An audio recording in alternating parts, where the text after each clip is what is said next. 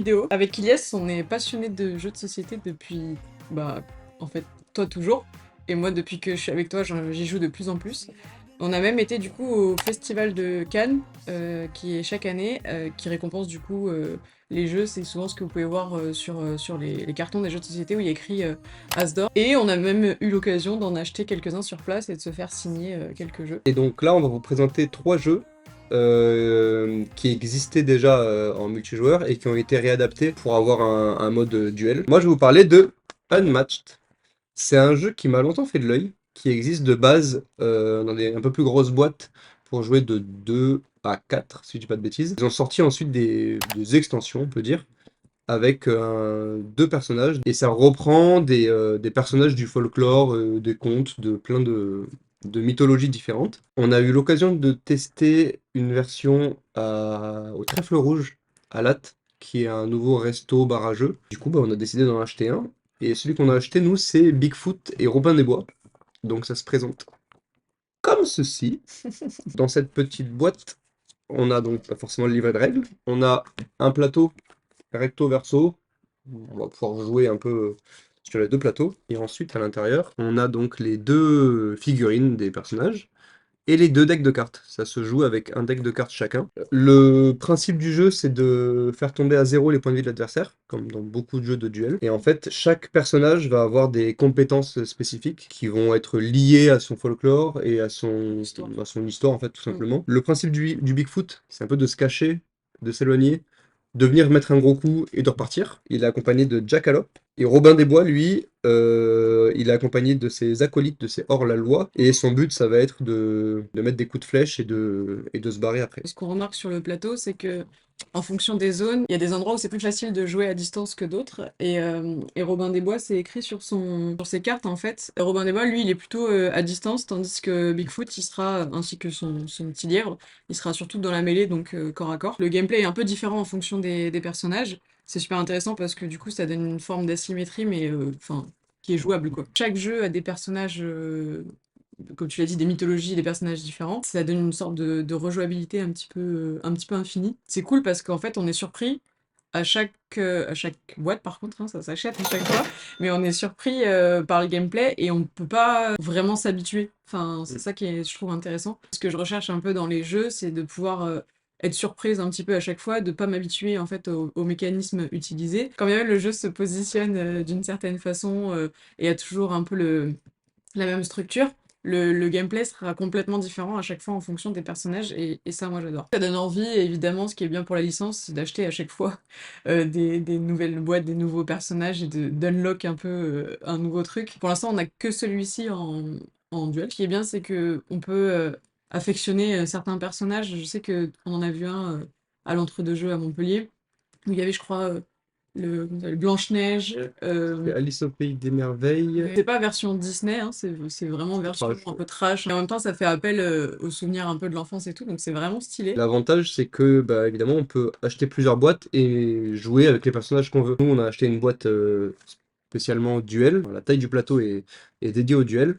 Mais si on achète la boîte de base, qui peut se jouer jusqu'à 4, et ben, on va avoir un plus grand plateau, mais on pourra quand même utiliser les personnages qu'on a dans la boîte qu'on a acheté nous. C'est bien joué de leur part parce que ça donne envie d'acheter toutes les boîtes, parce qu'on se dit, bah oui, on pourra faire des combinaisons différentes, jouer avec d'autres gens, à plus, à moins. Et toutes les boîtes peuvent se mélanger les unes avec les autres. On a des plateaux différents ensuite et on choisit au final sur quel plateau on veut jouer, avec quel personnage on peut jouer. Et tout du quanti. Ça a été bien réfléchi. Ouais. Le prochain jeu, je l'affectionne particulièrement parce que c'était une amie qui me l'a fait découvrir et il est très connu, hein, c'est genre peut-être un des jeux de base des jeux de société. Mais je le connaissais pas forcément en duel. On nous en parlait tout le temps parce que, bah, comme on l'a dit, on joue souvent à deux. C'était compliqué de jouer, enfin c'était impossible en fait, de jouer au jeu de base à deux. C'est pour ça qu'ils ont sorti la version duel, les fameux colons de Catane.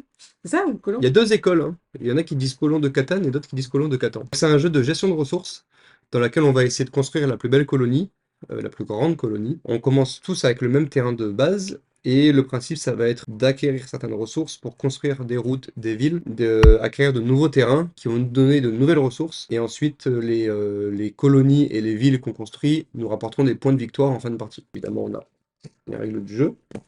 Là, c'est un peu le bordel dedans, mais Mais ça se met toujours comme ça quand on le déplace un peu parce que il est pas fait de sorte à ne pas être déplacé, je pense, parce que Il y a des petits effets pour les rangements de cartes. Les cartes bougent sur elles-mêmes pour que ce soit plus facile à saisir, donc c'est normal. Dans l'idée, donc, on a deux joueurs, un joueur rouge, un joueur bleu. Ça, c'est les cartes de base. On va avoir des terrains qui nous rapportent des ressources. Et en fait, tout le principe du jeu se base sur donc, les cartes de ressources qui vont s'activer en lançant des dés au début de notre tour.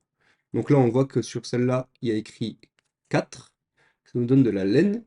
Et quand on commence notre tour, on va lancer le dé. Si on tombe sur le 4, on va pivoter la carte pour gagner une ressource de plus. Donc on voit que ça va de 0 à 3. Et c'est pareil pour les autres. Là, par exemple, c'est de l'or. Là, on a de la brique. Et à chaque fois, c'est des dés différents. Et au fur et à mesure de la partie, on va acquérir de nouveaux terrains. Et on va pouvoir se retrouver, par exemple, avec deux cartes avec le même dé. Ce qui fait qu'au début du tour, si on tombe sur un 4 ici, eh ben, on va gagner ces deux ressources-là. Ça, c'est exclusivement dans la version duel. Oui. Parce que les dés sont pas présents de la même manière, je crois, dans la version classique. Effectivement. Et pour dépenser nos ressources, du coup, on va dire, par exemple, je veux construire une ville, et on va devoir pivoter la carte pour dire qu'on a une ressource de moins. Chaque colonie doit être... Hop, ça, c'est une colonie. On voit en bas qu'il y a un petit symbole, c'est les points de victoire. Et on va pouvoir construire des villes par-dessus les colonies en respectant certaines conditions. Et les colonies pardon, doivent toutes être reliées par des routes. C'est un jeu comme ça de construction de colonies où on va petit à petit agrandir un peu son royaume, si on peut dire ça comme ça, Mm. en ayant des terrains qui nous donnent des ressources, en construisant des routes pour avoir de nouvelles colonies. Une fois que les colonies commencent à grandir, on va pouvoir les transformer en villes pour nous donner plus de ressources et pour nous donner plus de points de victoire à la fin de la partie. C'est vraiment, je pense, un jeu que pas mal de gens connaissent, honnêtement, c'est un gros classique. C'est surtout pour dire que la version duel perd pas en entertainment, je sais pas, en divertissement Ouais. par rapport à la version classique. Au contraire, le côté jouer avec des dés, ça donne un peu d'aléatoire et c'est satisfaisant parce qu'on sait jamais trop comment ça va se passer. On sait pas quelles ressources on va pouvoir avoir au prochain, là où je crois qu'il y a plus de négoce dans la version à 4. Du coup, il y a de l'intérêt à avoir la version duel si jamais vous êtes que deux et que vous avez un coup de cœur sur le jeu et que vous n'avez pas toujours des amis ou de la famille dispo pour jouer avec vous. Je trouve qu'il est quand même tout aussi satisfaisant et ça vaut le coup de se l'approprier parce que ça reste quand même un très très bon jeu en version duel, là où c'est pas forcément le cas pour tous les jeux. Moi, de base, je suis pas le plus fan de l'aléatoire dans les jeux. Mm. J'aime bien quand même quand tu peux avoir une stratégie établie et que c'est toi qui décides de ta stratégie. Mais quand l'aléatoire est bien implémenté au jeu, j'aime beaucoup. Et dans celui-là, je trouve ça intéressant parce que ça va définir les ressources que tu vas avoir en début de tour. Et en fait, tu vas devoir construire ta colonie en fonction des ressources que te donnent tes terrains. Mm. J'ai pas souvenir d'avoir eu de la frustration au moment de lancer les dés, Mm. de me dire, bon, bah, j'ai fait un 4. Les cartes de terrain sont assez bien faites pour que les dés soient différents et que dans tous les cas, tu aies au moins une ressource à dispo pour faire quelque chose. En fait, l'aléatoire, il est pas au détriment du jeu, c'est à toi de savoir être Ouais. un bon stratège pour redéfinir le jeu par rapport à cet aléatoire-là, mais il n'y a aucune frustration, comme tu le dis. C'est ça. Pour le prochain jeu, le fameux. On a vu un commentaire dans une vidéo dernièrement là qui disait que c'était impossible de pas présenter Seven Wonders Duel dans une vidéo de jeu duo. Ben, c'est chose faite. Comme son nom l'indique, ça va être aussi une construction en gros de ville avec du coup les 7 merveilles du monde, si je puis dire. C'est un jeu qui a reçu l'As d'or de Cannes en 2016, comme je vous l'expliquais en début de vidéo. On va commencer avec 3 merveilles chacun, Oui. et on va avoir l'objectif du coup de, entre autres, remplir, enfin acquérir ces merveilles-là avec des ressources. Et en plus de ça, il va y avoir une sorte de pioche face visible et face cachée au milieu. J'explique avec mes mots de noob. Il va falloir faire des concessions, choisir des cartes par rapport à ce qu'on a pour acquérir des ressources les unes après les autres. Les fameuses pioches en question, ça se découpe en 3 âges, et selon les âges, ça va être des dispositions différentes, et c'est ce qui fait un peu tout le sel du jeu, c'est que quand on va choisir une carte, en fait, ça fait des piles, et quand on va choisir une carte, on va en libérer d'autres pour l'adversaire, qui sont face visible ou face cachée, comme tu disais, Mm. et donc c'est là qu'on va devoir concéder une ou plusieurs cartes à l'adversaire. Comme on sait pas vraiment ce qui peut se trouver en dessous, ça a pu m'arriver par exemple une fois, Ilyes il m'a tabassé, je crois, au niveau militaire, parce qu'en fait il y avait que des cartes rouges militaires en dessous, et à chaque fois qu'on les retournait, lui il avait que des trucs de tabassage en fait dispo, et très vite je me suis fait un peu avoir là-dessus, parce que on peut pas prévoir en fait trop ce qu'il y a en dessous, comme tu dis, c'est ce qui met un peu le piment dans le jeu. Il y a plusieurs victoires possibles, 3. une avec la victoire militaire, qui est ici, du coup.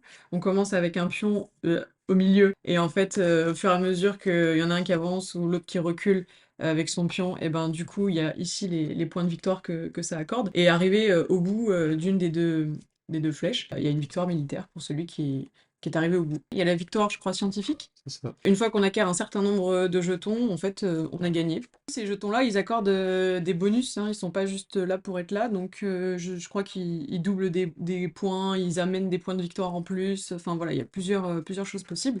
Et la troisième victoire possible, Les points de victoire à la fin de la partie. S'il n'y a pas eu de victoire militaire et s'il n'y a pas eu de victoire scientifique, on va compter tout simplement tous les points de victoire que peuvent nous rapporter nos cartes. Ça peut être les cartes classiques qui vont se trouver dans la pioche. Il y en a certaines, notamment les bleus, qui qui sont rapporte là pour les points de victoire. plus de points. Il y a des cartes de guilde qui vont apporter des points de victoire aussi en fonction du nombre de cartes de telle ressource ou de telle couleur qu'on va avoir de notre côté. Et évidemment les merveilles qui nous rapportent des points de victoire. Ah mais c'est ça en fait, on commence pas avec 3 merveilles, on commence avec 4 merveilles chacun.